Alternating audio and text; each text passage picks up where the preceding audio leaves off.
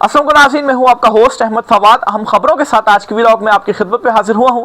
पहली बड़ी breaking news तो यह है कि आज कई महीनों के बाद इमरान खान साहब के हक में अदालत से एक बड़ा फैसला सामने आ गया है और इस फैसले के साथ ही इमरान खान साहब से मुलाकात की भी जो हामी है ना, वो भर ली गई है। दूसरी तरफ मरियम नवाज पिछले 10 दिनों से मुकम्मल तौर पर मंजर आम से गायब है। नवाज शरीफ भी पाकिस्तान से बाहर हैं और वो सहाफ़ी जो मुक्तदरा के और नून लीग के करीब समझे जाने वाले हैं, वो भी कॉलम लिख रहे हैं और इस हुकूमत को घर भेजने की जो खबरें हैं ना, वो दे रहे हैं। ये तब्दीली कैसे, इस पर कुछ आम तरीन तफसीलात आप साथ शेयर करूंगा जी। ईरान और अमेरिका मामले पर भी कुछ तफसीलात हैं। ईरान ने अबनाए हरमूज को मुकम्मल तौर पर बंद कर दिया है। अबनाए हरमूज पे झड़पें हो रही हैं और अमेरिका ने भी फौजी ऑपरेशन का ईरान पर ऐलान कर दिया है। ट्रंप ने मायूस होकर ईरान पर ये जो हमला है वो किया है और ये मायूसी ये थी ट्रंप को कि उनकी शराइत नहीं मानी जा रही थी। अब इस जंग का इख्तिताम क्या होगा, इस पर कुछ अहम तरीन तफसीलात हैं, आपके साथ मैं शेयर करूंगा। साथ साथ आपको ये खबर भी दूंगा कि अरब ममालिक पर एक बहुत बड़ी जो मुसीबत है ना, वो आने जा रही है और ये मुसीबत होगी कि उनका जो पानी है ना, वो बंद होने जा रहा है। अरब जो है वो अपना ज़्यादा जो पानी है, या ऑलमोस्ट 100% ही आप कह लें, पानी फिल्ट्रेशन प्लांट्स जो हैं, फिल्टर करने के बाद पानी यूज़ करते हैं, उन फिल्ट्रेशन प्लांट्स को निशाना लगा लिया गया है। इस पर भी कुछ आमदीन तफसीलात हैं, आपके साथ में शेयर करूंगा जी। आगे चलते हुए field marshal army chief Asim Munir जो हैं, ट्रंप ने इनका नाम एक मरतबा फिर से ले लिया है। अब ये क्या मामला है, क्यों ट्रंप ने एक मरतबा फिर से इनका नाम लिया है, क्या जो पैगाम है वो दिया गया है, इस पर कुछ तफसीलात आपके साथ शेयर करूंगा। और आखिर में जो एक्शन कमेटी है कश्मीर की, इससे रिलेटेड भी एक बड़ा फैसला कर लिया गया है और हुकूमत ने ऐलान भी कर दिया है। और दूसरी तरफ कश्मीरी भी बड़ी तादाद में सड़कों पर निकल आए हैं, वो भी पीछे हटने के लिए तैयार नहीं है। तो ताकतवर हलकों को, एस्टेब्लिशमेंट को इस मामले में भी जो मुसीबत है ना, वो पड़ी हुई है जी। इस पर कुछ आम तफसीलात हैं, वो भी आज की व्लॉग में आपसे शेयर करूंगा।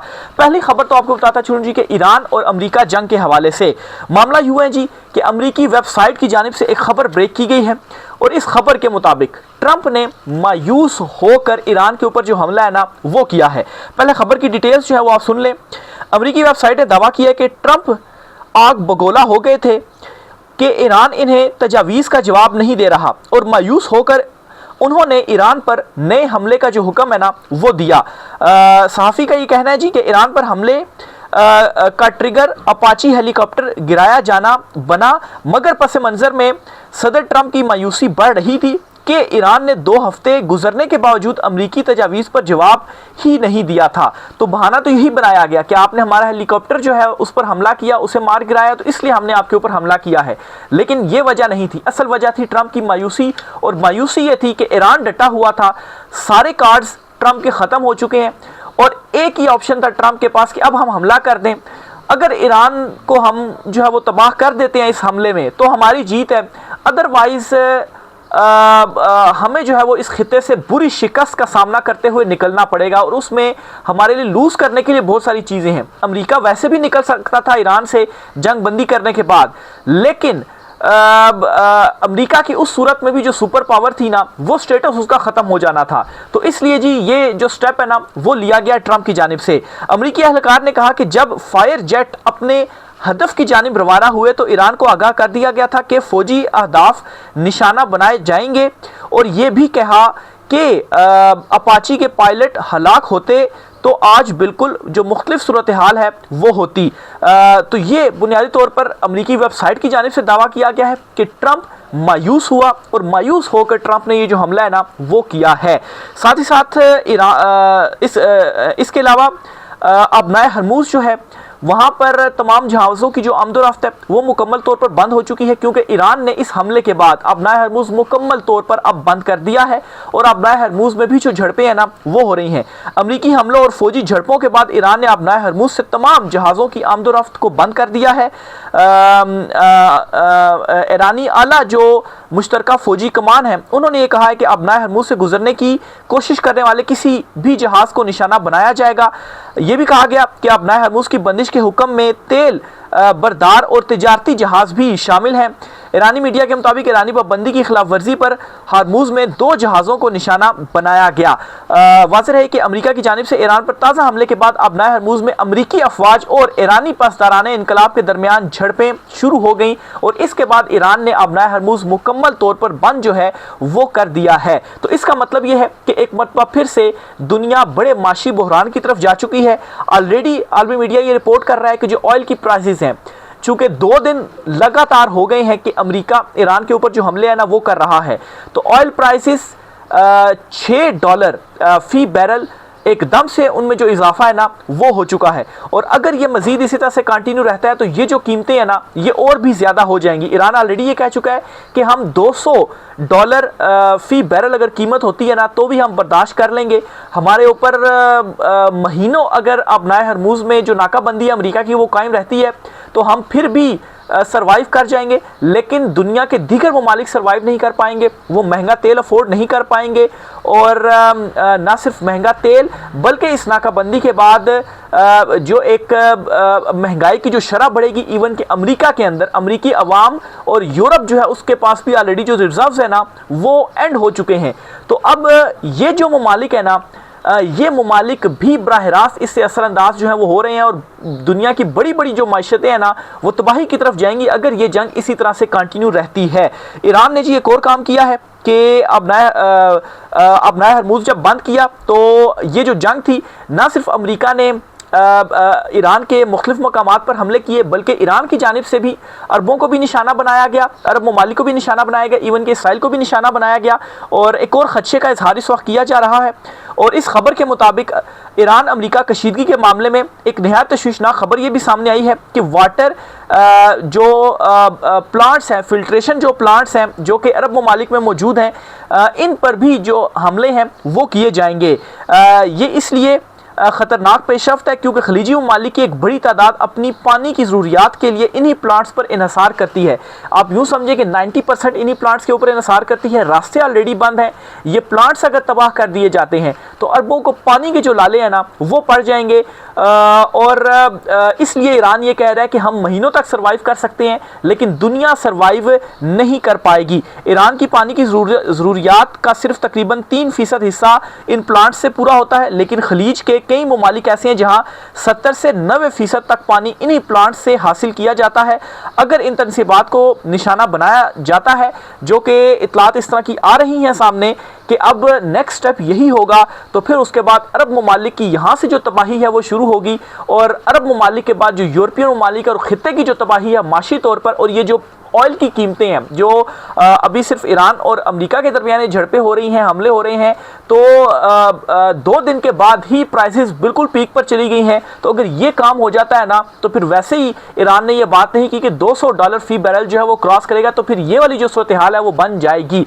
तो ट्रंप जी अजीब सा जो है वो इस वक्त पागलपन उसके ऊपर सवार है। जाहिर सी बात है, अव्वल तो उसने जो हमला किया ईरान के ऊपर वो हमला ही सबसे बड़ी गलती था और इवन के अमेरिका के अंदर जो अपोजिशन है वो भी उसको यही बात कर रहे हैं कि ईरान पर हमला सबसे बड़ी गलती थी, क्योंकि अब वो ना ईरान से निकल पा रहा है और ना ही ईरान से वो कोई डील कर पा रहा है। डील करता है तो ईरान अपनी बातें रखता है, जाहिर सी बात है वो मैदान में जीती हुई चीज़ें कैसे मुज़ाकरात की मेज़ के ऊपर दे सकते हैं अमेरिका को, और अमेरिका अगर अपनी शराइत नहीं मनवाता तो ट्रंप का तो सियासी करियर तो फारिग ही फारिग है। इसलिए जी ट्रंप ने जो है वो ये हमला किया, लेकिन हमले के बाद भी जो नताइज है ना वो पूरी दुनिया को भी भुगतने पड़ेंगे और ख़ासतौर पर अमेरिका को भी जो इसके जो नताइज है ना वो भुगतना पड़ेंगे। इवन कि अमेरिका के अंदर से अब ये जो बातें हैं ना जी वो होना शुरू हो चुकी हैं ऑलरेडी सिफारती सतह पर। ना सिर्फ यूरोप बल्कि अब जो भारत है ना वो भी अमेरिका से दूर होता जा रहा है। और ख़बर ये है कि अमेरिका ने जो है वो एक ऑयल जहाज़ था भारत का जो कि ओमान से जो है वो आ रहा था भारत की तरफ। इस ऑयल टैंकर को जो निशाना है ना वो बनाया गया यूएस की जानिब से, और इस निशाना बनाने के बाद जो यूएस डिप्लोमेट है, जो सफारतकार है भारत में मौजूद है, भारत ने उसे हंगामी तौर पर तलब जो है वो किया है। अब तलब करने का मतलब क्या होता है के जो एहतजाज है वो रिकॉर्ड करवाना होता है कि आप हमें जो निशाना है वो क्यों बना रहे हैं। अब आप यहाँ से फ्रस्ट्रेशन का आलम जो है वो चेक करें कि ट्रंप की इस वक्त जो फ्रस्ट्रेशन है ना वो कितनी बढ़ चुकी है। और ये वाकई ये जो बात कही जा रही है ना, कुछ लोग ये भी बात कर रहे हैं कि ट्रंप असल में आया है अमेरिका को तबाह करने के लिए, और ट्रंप इस वक्त उसी मिशन के ऊपर ही गामजन है। वो अमेरिका को पूरी दुनिया में, पूरे खित्ते में इस वक्त तनहा जो है वो कर रहा है। इवन कि उसके अपने जो इत्तेहादी हैं वो उसके हवाले से ये जो बातें हैं ना वो करना शुरू हो चुके हैं। उनके सफारतकारों को, अमेरिकी सफारतकारों को बुलाकर उनको बताया जा रहा है कि आप हमें जो टारगेट है वो क्यों कर रहे हैं। इमरान खान साहब के हवाले से भी एक बड़ी इंपॉर्टेंट खबर जो है वो सामने आई है। उससे पहले आपको बताता चलूं कि अमेरिका में ट्रंप की सदारत में बड़ी इंपॉर्टेंट जो इजलास है ना वो हुआ है सिचुएशन रूम में। इस इजलास की भी आपको खबर देता चलूं जी। इस इजलास में भी कुछ जो फैसले हैं ना वो हुए हैं। अमेरिकी सदर ट्रंप की ज़ेर सदारत व्हाइट हाउस के सिचुएशन रूम में इजलास मुनक्किद हुआ। रिपोर्ट्स के मुताबिक ये इजलास ईरान पर मुमकिन नए हमलों और कौमी सलामती से मुतल्लिक अमूर पर बुलाया गया। ज़राए के मुताबिक इजलास में ईरान पर दबाव बढ़ाने के लिए महदूद लेकिन बड़े फौजी ऑपरेशन पर गौर किया गया, और बाज़ इतलात के मुताबिक ये फौजी ऑपरेशन शुरू भी कर दिए गए हैं। इजलास में नायब सदर JD वैंस, वज़ीर ख़ारजा Marco Rubio, CIA director John और दीगर आला हुकाम जो हैं वो इसमें शरीक थे। तो ये जी इस इजलास के अंदर कुछ अहम जो फैसले हैं वो कर लिए गए हैं, और बड़े फौजी ऑपरेशन की तरफ अब जो मामलात है ना वो बढ़ चुके हैं। इमरान खान साहब के हवाले से भी आपको खबर देता चलूँ जी कि गुज़श्ता कई महीनों के बाद आज पहली मर्तबा इमरान खान साहब के हक में अदालत से एक बड़ा जो फैसला है ना वो सामने आया है। और ये फैसला बुनियादी तौर पर इमरान खान साहब और शहबाज शरीफ इन दोनों के दरमियान हितक इज़्ज़त से रिलेटेड एक जो मुकदमा है ना वो चल रहा था, और जो लोअर कोर्ट थी उसने इमरान खान साहब का हक दिफा ख़त्म कर दिया था। ज़ाहिर सी बात है केस कैसे कोई लड़े, इमरान खान साहब तो जेल में हैं। तो केस होता हुआ ऊपर सुप्रीम कोर्ट पहुँचा। सुप्रीम कोर्ट की जस्टिस आयशा मलिक जो हैं उन्होंने इस केस का फैसला काफ़ी टाइम से महफूज कर रखा था। आज उन्होंने इस केस का फैसला सुनाया है, और सुप्रीम कोर्ट ने हितक इज़्ज़त केस में इमरान खान का हक दिफा बहाल कर दिया है। जस्टिस आयशा मलिक की सरबराही में 3 रुकनी बेंच था जिसने ये फैसला महफूज किया था, और आज ये फैसला सुनाया है। तो एक ये रिलीफ इमरान खान साहब को बड़े महीनों के बाद पहला रिलीफ मिला है, और दूसरी तरफ इमरान खान साहब से मुलाकात करवाने के लिए भी जो हामी है ना वो भर ली गई है। खबर कुछ यूँ है कि कौमी इक्तसादी कौंसल का जो इजलास है वो हुआ, और इस इजलास में वज़ीर शहबाज शरीफ भी मौजूद थे, इसके अलावा सुहेल अफरीदी भी मौजूद थे। बजट की मंजूरी के लिए जो हिमायत है वो सुहेल अफरीदी से मांगी गई कि ये हम बजट जो है वो मंजूर करेंगे, और KP और दीगर तीनों जो सूबे हैं इनका कुछ जो बजट है वो भी माइनस होगा। तो इसके लिए जो मंजूरी है, ज़ाहिर सी बात है सूबे का जो वज़ीर आला है वो वहाँ पर मौजूद था, तो ये मामला डिस्कस हो रहे थे।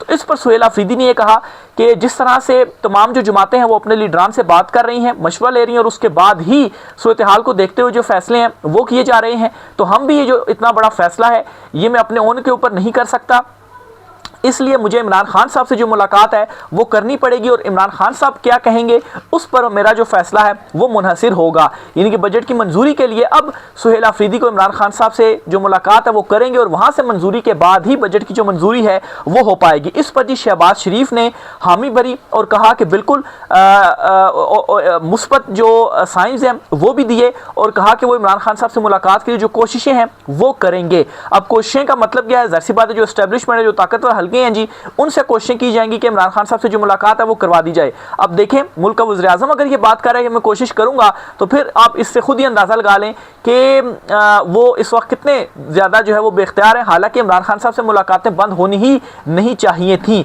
तो ये जी एक और बड़ी साथ ही डेवलपमेंट सामने आई है। पिछले कुछ दिनों से काफ़ी ज़्यादा जो तब्दीलियाँ हैं ना वो देखने में मिल भी रही हैं। मरियम नवाज़ पिछले 10 दिनों से बिल्कुल मंजर आम से गायब हैं। ऊपर से जो नवाज शरीफ हैं वो भी अचानक से मुल्क से बाहर गए हुए हैं। जनेवा के वाले से कहा जा रहा है कि वो वहाँ पर इस वक्त मौजूद हैं या जिस भी मुल्क में मौजूद हैं, और ऊपर से कुछ कॉलम्स भी लिखे जा रहे हैं, और ऐसे साफ़ियों की जानिब से लिखे जा रहे हैं जो इनके बड़े करीब समझे जाते हैं, और जो इमरान खान साहब के ऊपर बड़ा क्रिटिसिज्म करते थे वो ये बातें कर रहे हैं कि जी का जाना ठहर गया है। तो ये सारी खबरों को अगर हम देखें, डॉट कनेक्टिंग करें, तो इससे कुछ जो मुस्बत साइंस है ना वो ज़रूर मिलते हैं। ऊपर से कश्मीर कमेटी वाला जो मामला है वो भी जोर पकड़ता जा रहा है, और ये भी संभल नहीं रहा। अब हुआ कुछ यूँ है जी कि कश्मीर जो कमेटी है वो अपने मुतालबात के ऊपर डट गई है। वहाँ पर इंटरनेट वगैरह तो बंद है, लेकिन इतलात ये सामने आ रही हैं, ये चीज़ें बताई जा रही हैं कि लाखों की तादाद में जो लोग हैं वो वहाँ पर बाहर निकले हुए हैं और शटर डाउन हड़ताल जो है वहाँ पर जारी है। अब जी तशवीशनाक खबर ये है कि हुकूमत ने उनसे सख्ती से निपटने का जो फैसला है ना वो कर लिया है, यानी कि एक मरतबा फिर से ताकत का जो इस्तेमाल है वो यहाँ पर भी किया जाएगा। आसम नज़ीर तारड़ वज़ीर कानून है, इन्होंने एक बड़ी इंपॉर्टेंट स्टेटमेंट दे दी है कौमी असम्बली में, और ये कहते हैं जी कि अवामी एक्शन कमेटी की तारें कहीं और से हिल रही हैं, ऑडियोज़ भी आई हैं कि पीछे कौन है। अब इसका मतलब ये है कि ये जो बात उन्होंने कर दी है ना कि तारें पीछे से हिल रही हैं, तो बयानिया एक उनके अगेंस्ट बनाया जा रहा है। अब जाहिर सी बात है अगर उन्होंने ये बात की है तो इसके जो सबूत हैं वो क्या हैं, सबूत भी सामने रखने चाहिए थे कि ये रीज़न है, ये ऑडियोज़ हैं या ये वो सबूत हैं कि हम ये कह रहे हैं कि तारें पीछे से हिल रही हैं। इस किस्म की तो कोई बात नहीं की गई, लेकिन ये कह दिया गया कि तारें जो है वो पीछे से हिल रही हैं, तो इसका मतलब ये है कि अब उनसे ताकत से निपटने का जो फैसला है ना वो कर लिया गया है।